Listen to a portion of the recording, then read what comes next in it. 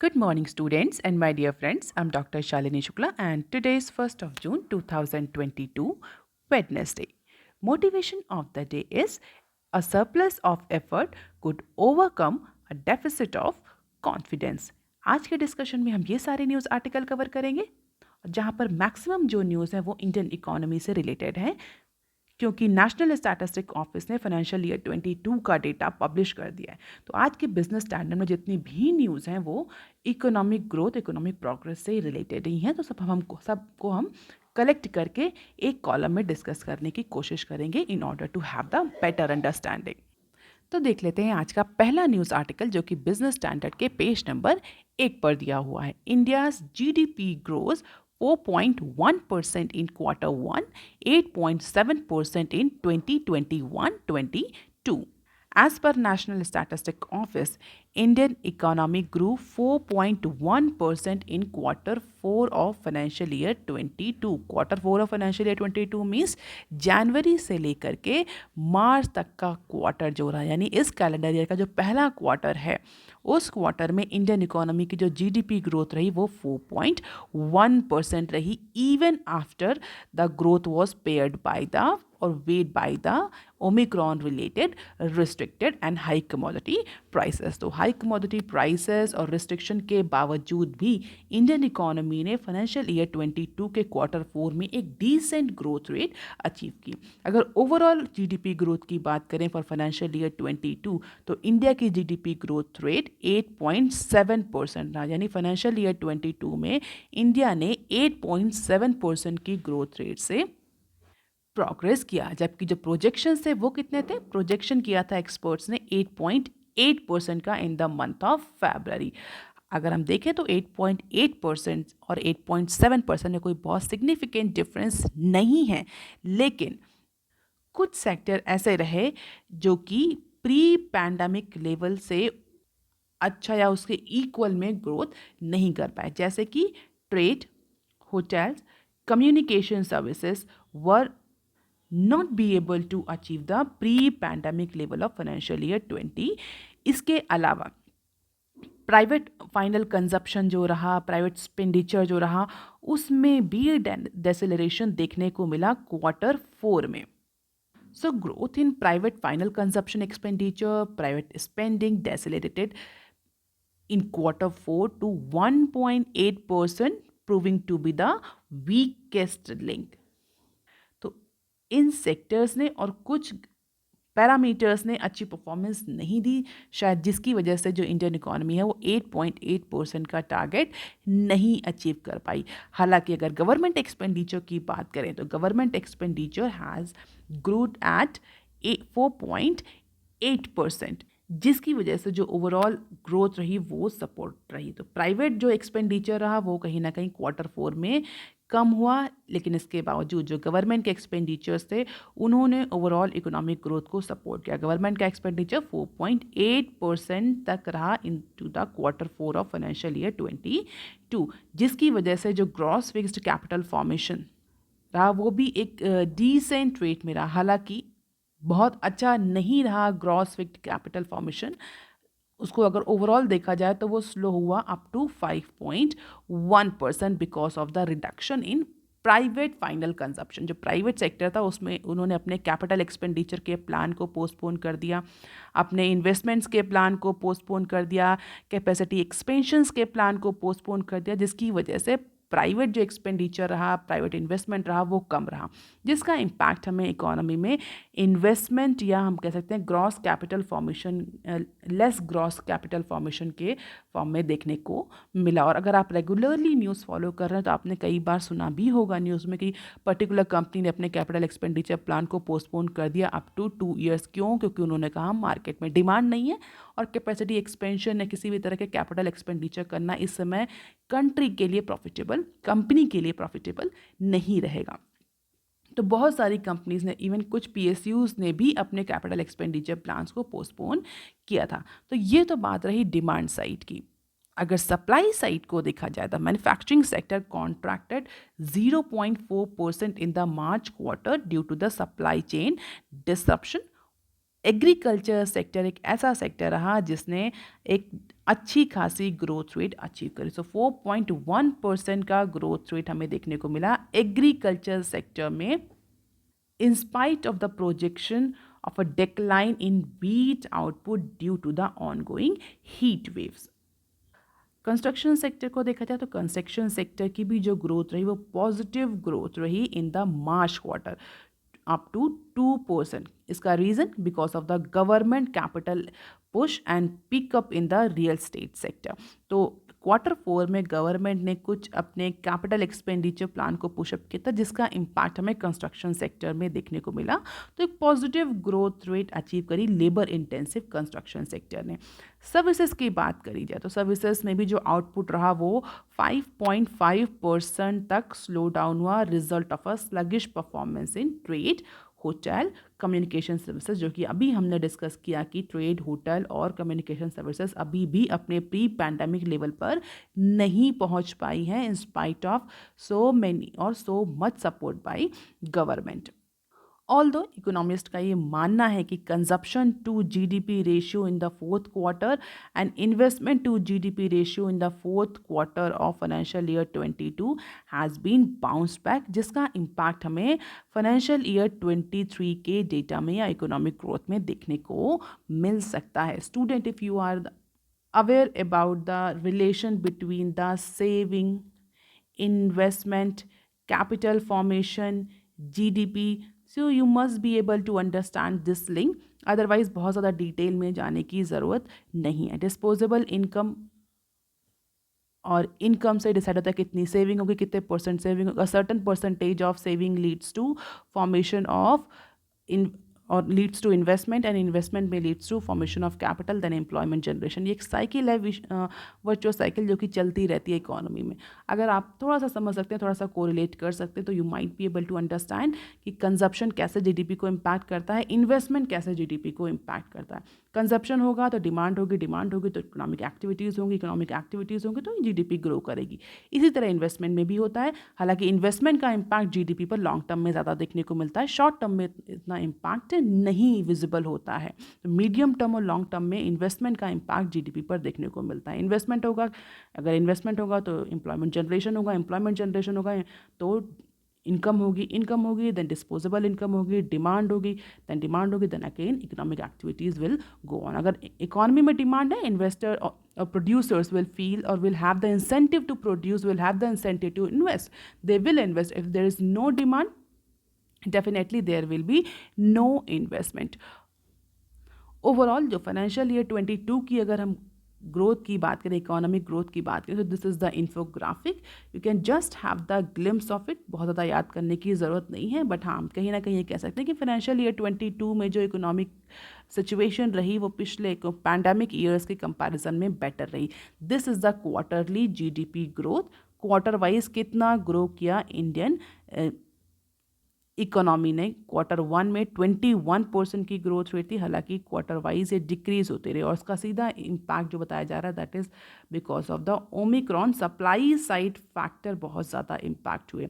If you can relate it, जो pandemic की first wave और सेकेंड वेव आई थी उसमें जो इम्पैक्ट हुआ था वो डिमांड साइड फैक्टर इम्पैक्ट हुए थे. मार्केट में डिमांड नहीं थी, लेकिन ओमिक्रॉन के ड्यूरेशन में सप्लाई साइड जो फैक्टर्स थे वो ज़्यादा इम्पैक्ट हुए. कमोडिटीज़ के प्राइसेस बढ़े, सप्लाई चेन डिसरप्शन हुआ, जिसकी वजह से जो इकोनॉमी इम्पैक्ट करी.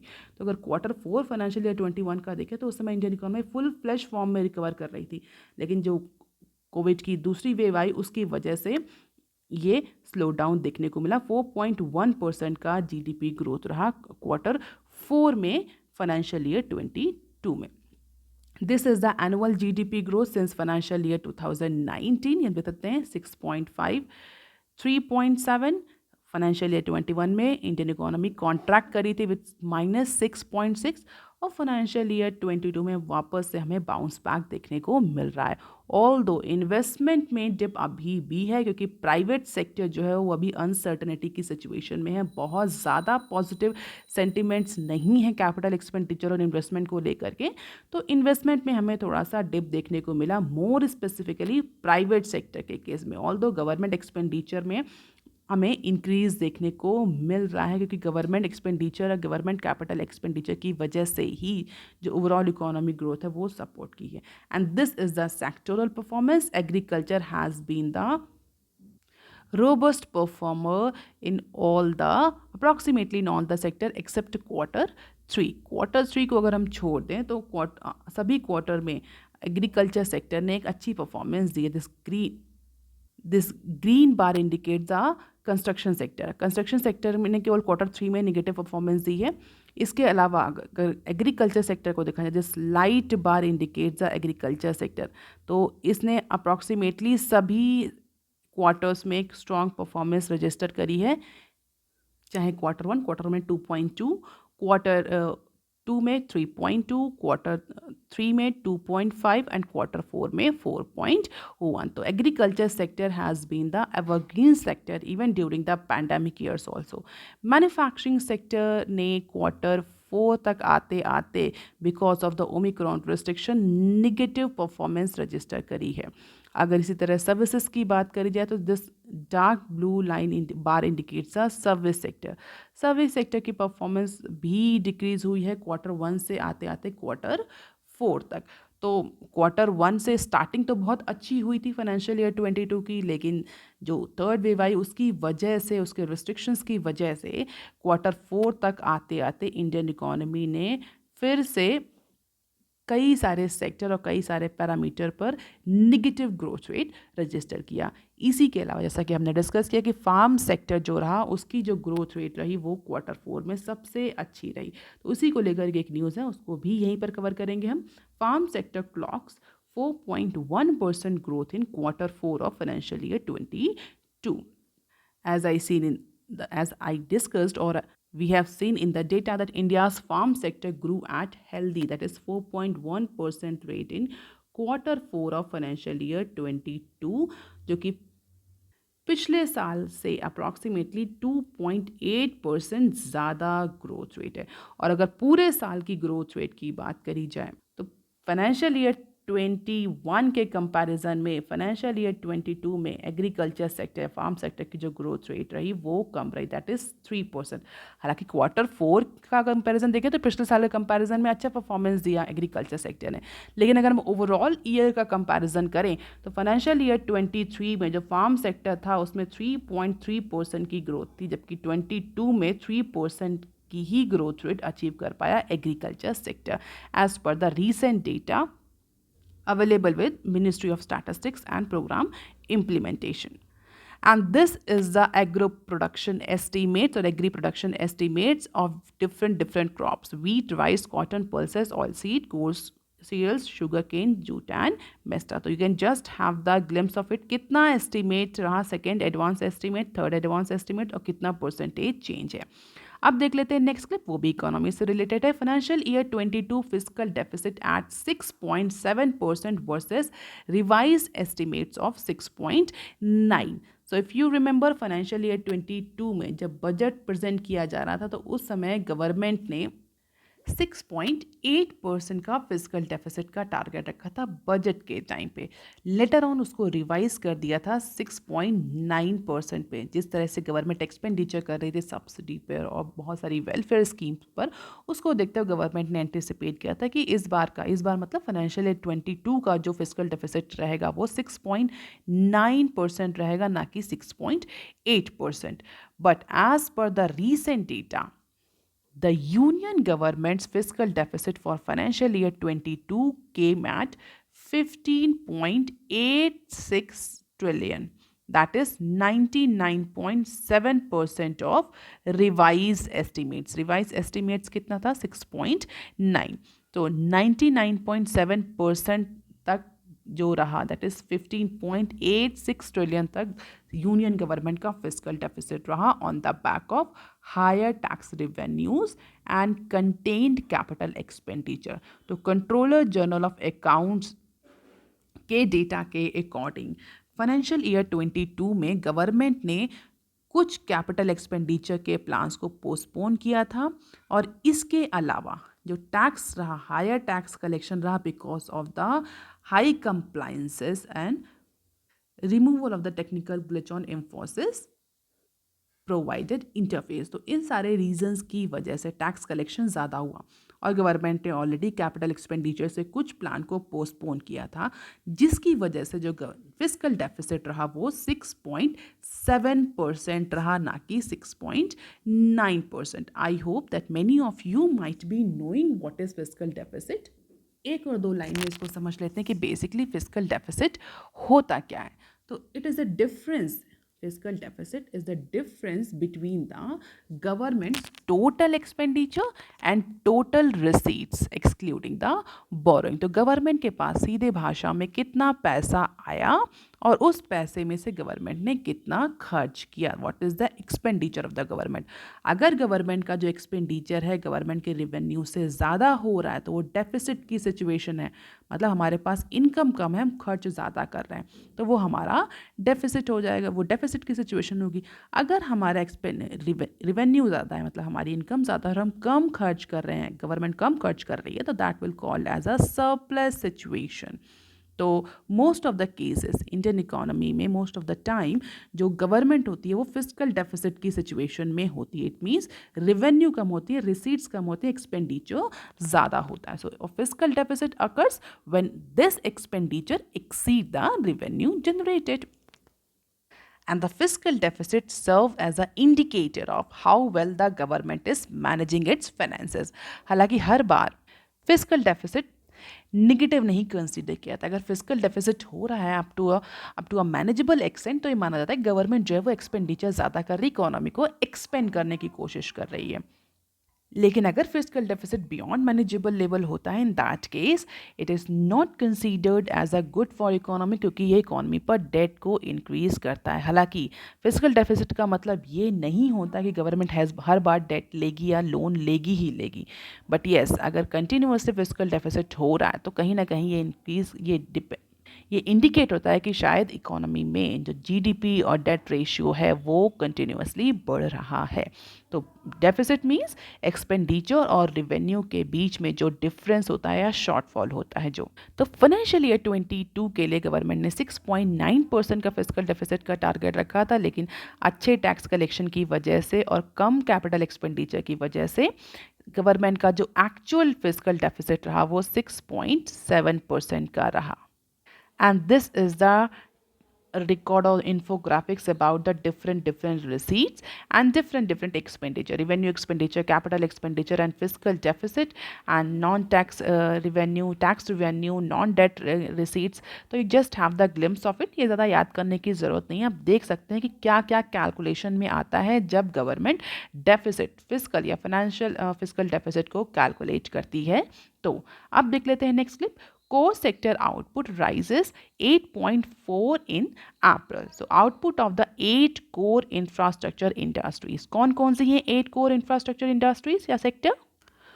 Coal, steel, cement, fertilizer, electricity, natural gas, refinery products and crude oil. So these are the 8 core sector. और ये हमारे जो ओवरऑल इंडस्ट्रियल आउटपुट है जिसको हम इंडेक्स ऑफ इंडस्ट्रियल प्रोडक्शन के नाम से भी जानते हैं, उसका अप्रॉक्सीमेटली 40% कवर करती हैं। 40% वेटेज केवल और केवल इस कोर 8 कोर जो सेक्टर है इंडस्ट्रीज़ हैं इनका है।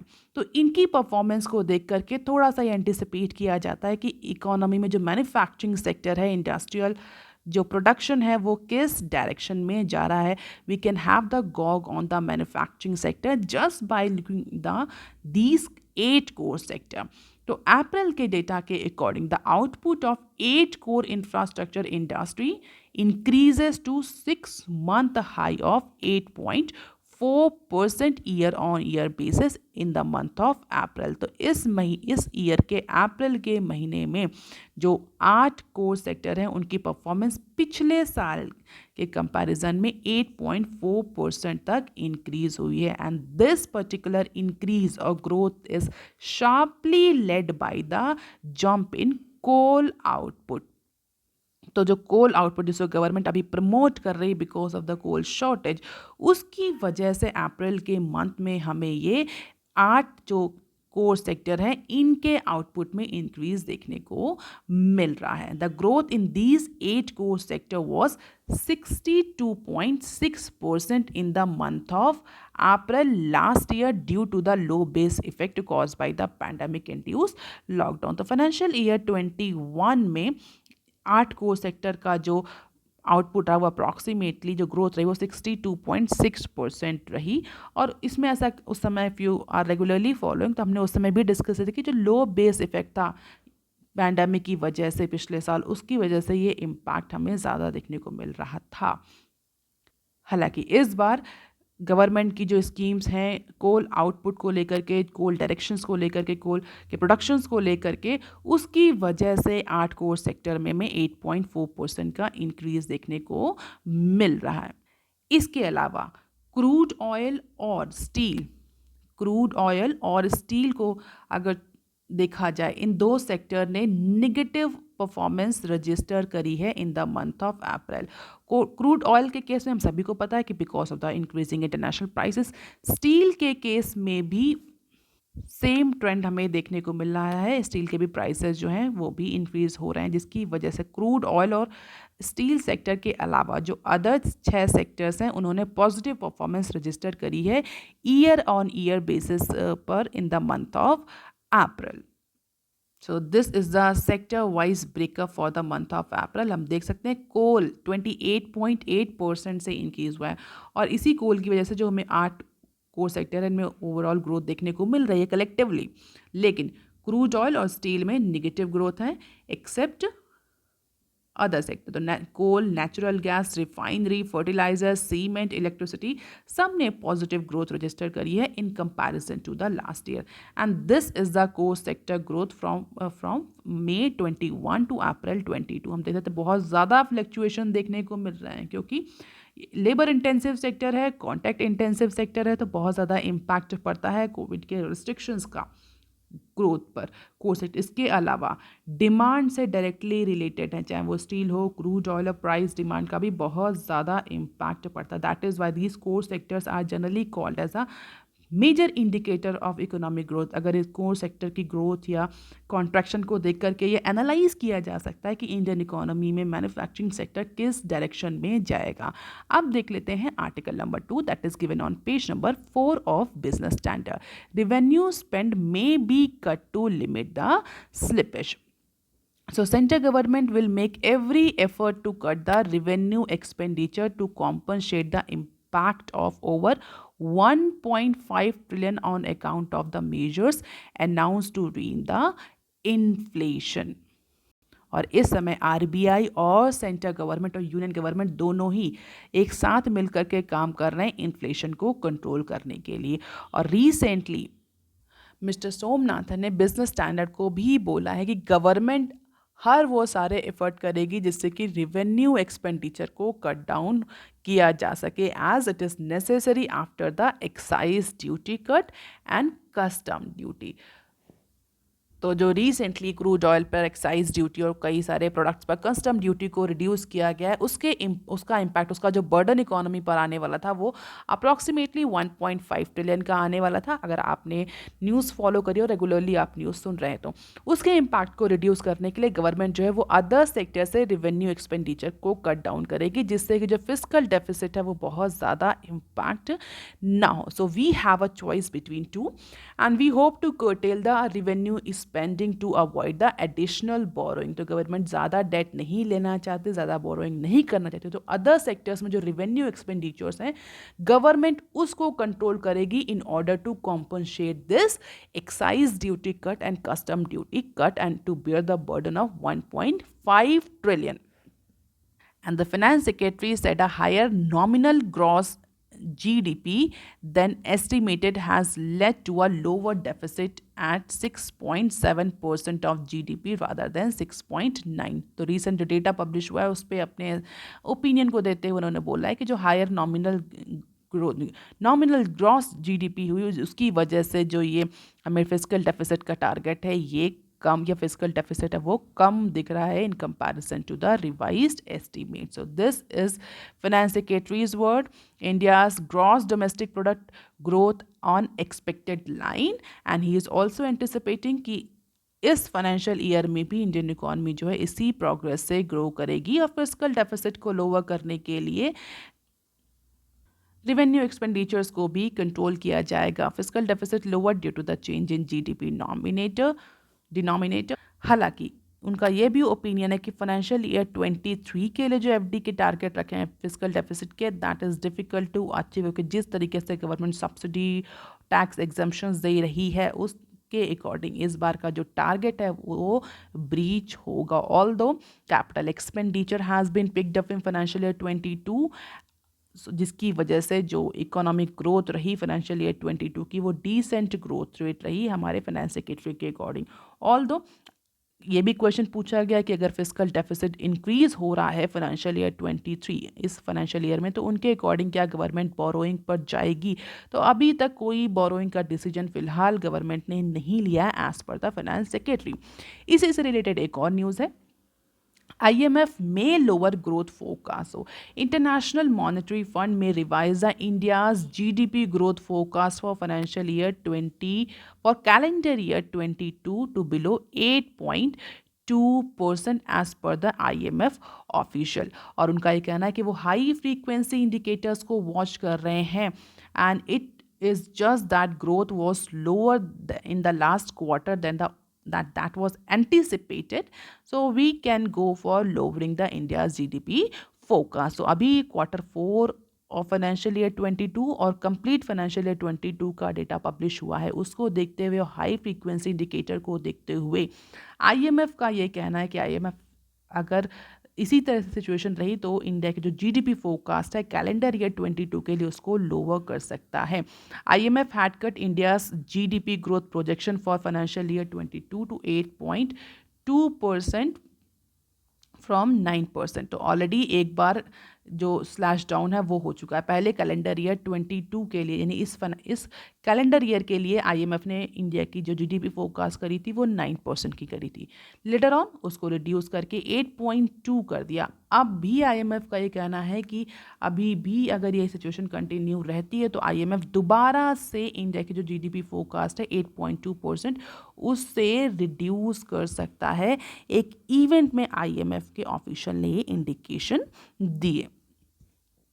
और उसका रीज़न जिस तरीके से रशिया यूक्रेन क्राइसिस चल रही है उसकी वजह से क्रूड ऑयल प्राइसेस बढ़ेंगे, कमोडिटीज़ के प्राइसेस बढ़ेंगे, ग्लोबल ग्रोथ जो है वो भी स्लो डाउन करेगी, और डेफिनेटली इंडिया की जो डिपेंडेंसी है क्रूड ऑयल को लेकर के, एनर्जी को लेकर के अदर कंट्रीज़ पर, उन सब का इम्पैक्ट इंडिया में देखने को मिलेगा. इन्फ्लेशन जो है वो बहुत ज़्यादा रहेगी जिसकी वजह से गवर्नमेंट जो है वो अपने एक्सपेंडिचर को कट डाउन करेगी, और RBI भी पॉलिसी रेट हाइक पर जा सकती है जिसका इम्पैक्ट जीडीपी पर पड़ेगा. और इसी को लेकर के IMF ने बोला है कि they may revise the India's GDP forecast. अब देख लेते हैं some other news clips. May see worst FPI sell off in over 2 years at ₹44K crore. So portfolio investors, foreign portfolio investors जिनको हम शॉर्ट फॉर्म में FPIs बोलते हैं, एक होते हैं डोमेस्टिक पोर्टफोलियो इन्वेस्टर्स और होते हैं फॉरेन पोर्टफोलियो इन्वेस्टर्स, तो इनको शॉर्ट फॉर्म में हम FPIs बोलते हैं. और इंडिया के स्टॉक एक्सचेंज या इक्विटी मार्केट में जो FPIs हैं ये बहुत इंपॉर्टेंट रोल प्ले करते हैं क्योंकि ये सिग्निफिकेंटली इन्वेस्ट करते हैं